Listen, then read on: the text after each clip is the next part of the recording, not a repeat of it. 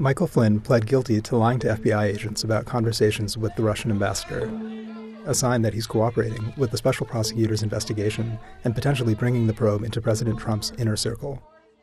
Mr. Flynn was a close advisor to the president during his campaign and later served as his national security advisor, but his tenure lasted less than a month.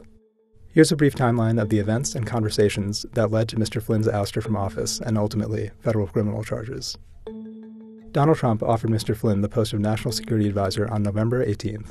In late December, around the time that the Obama administration had imposed sanctions on Russia, Mr. Flynn spoke with the Russian ambassador to the United States, Sergei Kislyak, according to the FBI.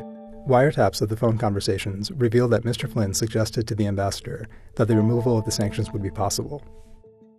Following the call, both Mr. Flynn and other White House officials, including Vice President Mike Pence, had described the call as relatively unsubstantive. It was strictly coincidental that they had a conversation. In late January, the Justice Department had warned the White House that Mr. Flynn had not been fully candid about the conversation and that he may be vulnerable to blackmail as a result. As of today, we are officially putting Iran on notice. In early February, Mr. Flynn had begun acting as National Security Advisor, and on February 8th, he had denied talking about sanctions in an interview with the Washington Post. On February 13th, there were conflicting reports throughout the day about Mr. Flynn's future with the administration. The president is evaluating the situation. Does he have the full confidence in the president? Yes, he does. But by that evening, he had resigned.